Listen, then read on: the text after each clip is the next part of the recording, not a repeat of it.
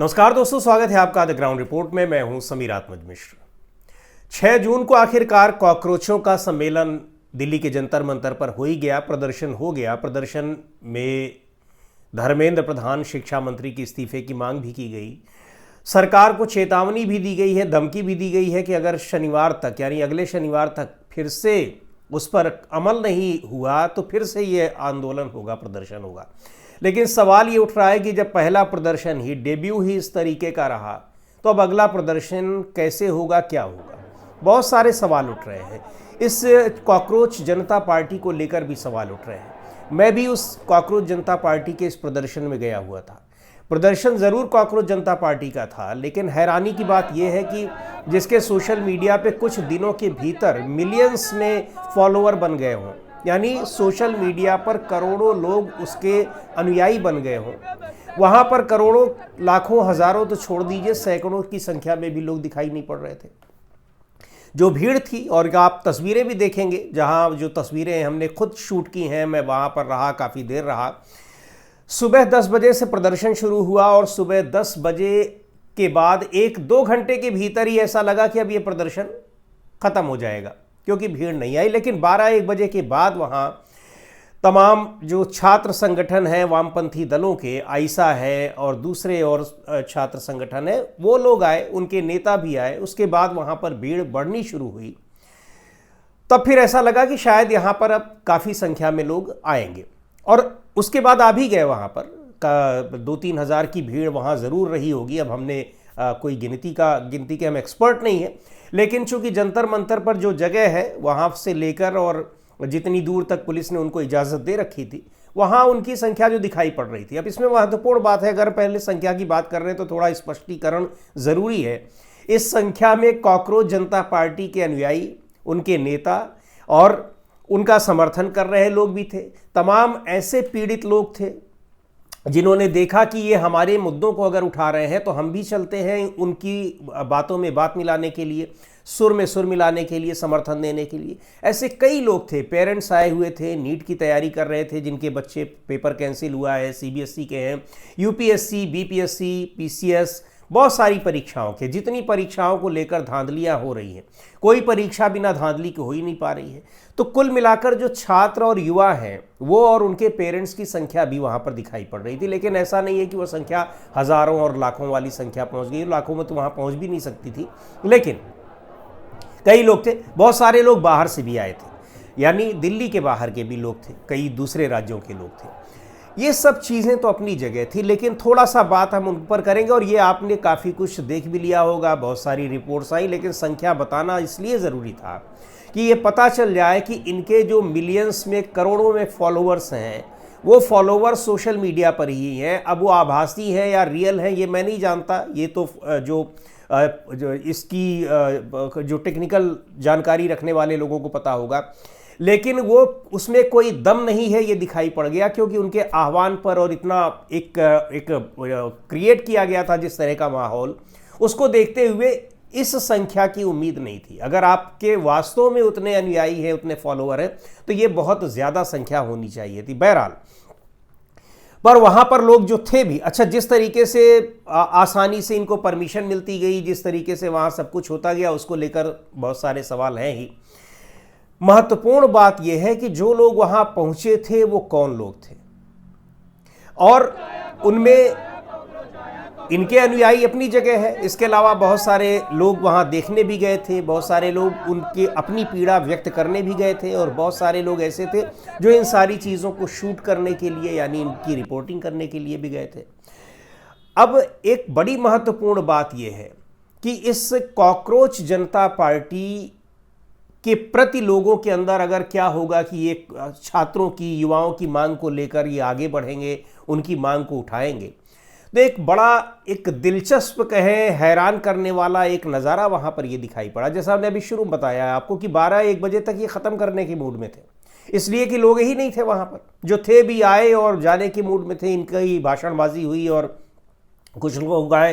हालांकि सोनम वांगचुक के आने से थोड़ा सा माहौल ज़रूर बना, लेकिन जब आइसा के लोग और कुछ इस तरह के संगठनों के लोग आए, गाना बजाना उन्होंने शुरू किया, अपना डपली उपली बजाना, उनके कुछ माले के भी नेता आए, सीपीएम माले के, तब थोड़ी भीड़ बढ़ी और उनके साथ और भी लोग आए।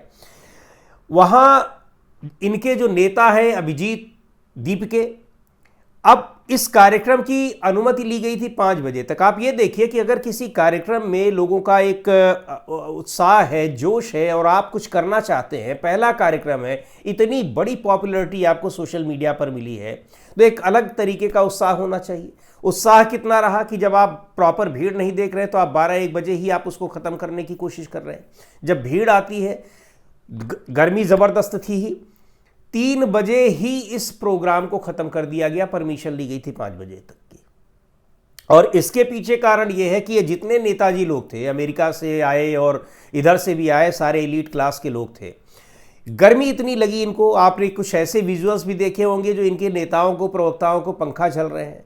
ये उन युवाओं का नेतृत्व कैसे कर पाएंगे, ये बहुत बड़ा सवाल है।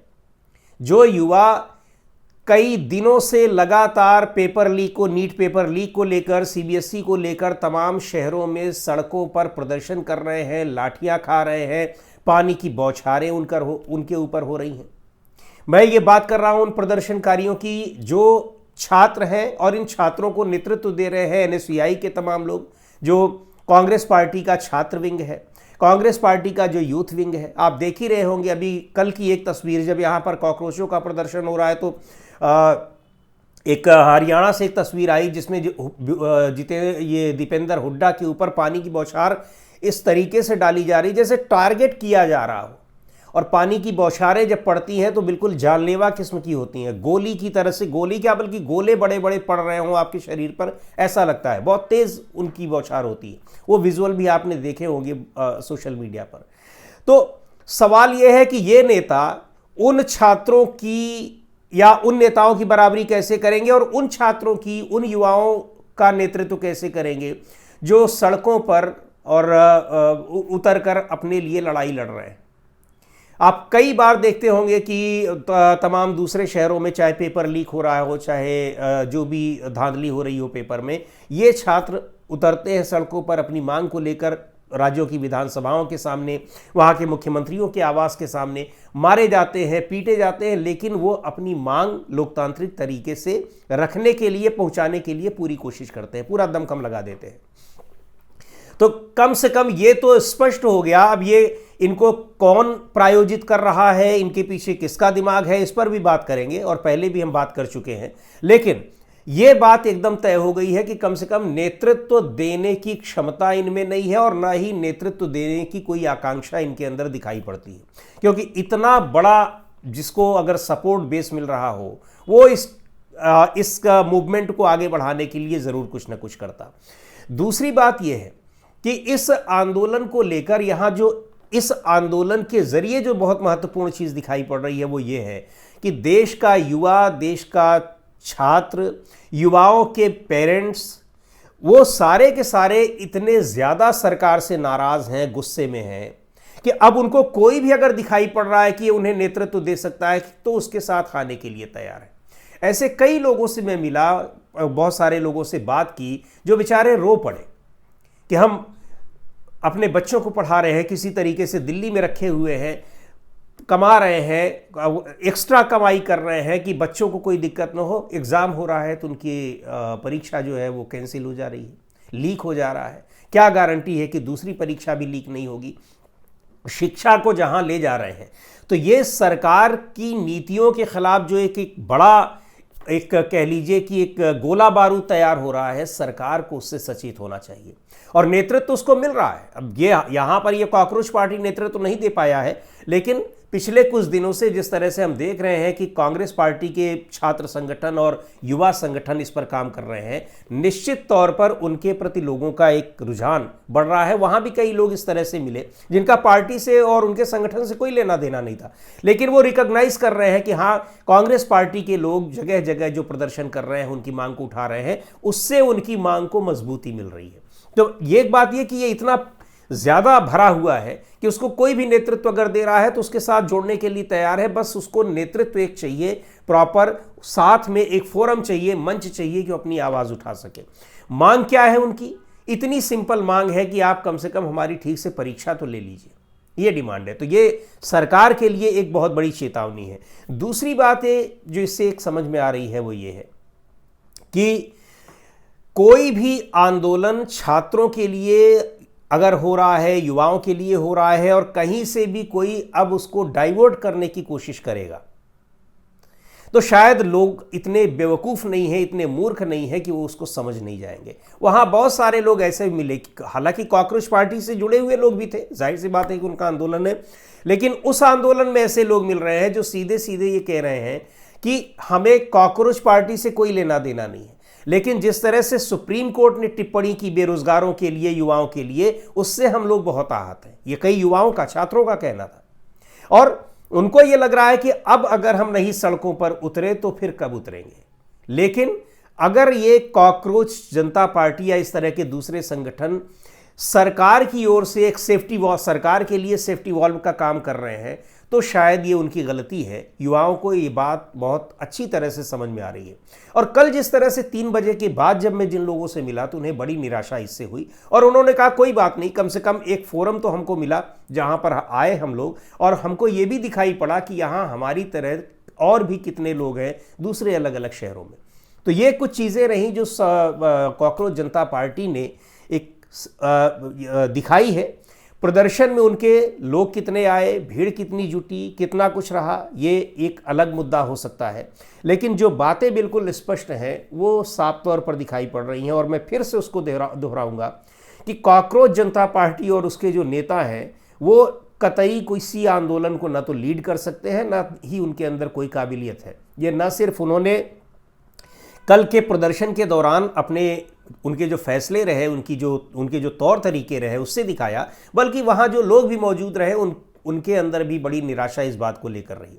दूसरी बात ये कि इसको लेकर जो आशंकाएं पहले से जताई जा रही थी वो आशंकाएं और ज़्यादा एक तरीके से कह लीजिए कि पुष्ट हो गई कि ये वास्तव में आंदोलन को नेतृत्व देने के लिए नहीं, सरकार के खिलाफ आंदोलन करने के लिए नहीं, बल्कि जो आंदोलन पहले से चल रहे हैं कहीं ना कहीं उसको कमज़ोर करने के लिए आए थे। 5 बजे तक अगर इन्होंने पूरा आंदोलन किया होता, जबकि उस समय तो भीड़ भी आ गई, अब तो आपका उत्साह और बढ़ जाना चाहिए था, लेकिन फिर भी 3 बजे ही ख़त्म कर दिया गया। और मज़े की बात देखिए कि जो लोग आए हुए थे वहाँ पर, पीड़ित लोग जो बहुत थे या फिर जो आयशा के लोग थे, वो बाद तक रुके रहे, लेकिन फिर जब उनका ही कार्यक्रम खत्म हो गया तो पुलिस ने उनको वहाँ से सबको जल्दी जल्दी भगाना शुरू कर दिया। तो ये बातें बहुत स्पष्टता के साथ दिखाई पड़ रही हैं, और मैंने भी कुछ ऐसी ही चीज़ें वहाँ पर महसूस की जो मैं समझ पा रहा हूँ, देख पा रहा हूँ कि इस आंदोलन को लेकर। और एक और भी बड़ी महत्वपूर्ण बात है कि अब युवा ने ये तय कर लिया है कि अपने अधिकारों के लिए वो सड़कों पर उतरेगा, इसके अलावा उसके पास कोई रास्ता है नहीं। तो ये भी एक बड़ी महत्वपूर्ण बात है। तो आज के इस वीडियो में इतना ही। अगले वीडियो में फिर मिलेंगे एक नए विषय के साथ, एक नए मुद्दे के साथ। द ग्राउंड रिपोर्ट के यूट्यूब चैनल को आपने अब तक सब्सक्राइब न किया हो तो ज़रूर कर लें। हमारे वीडियोज़ को लाइक करें, शेयर करें और अपने सुझाव भी हमें ज़रूर भेजें।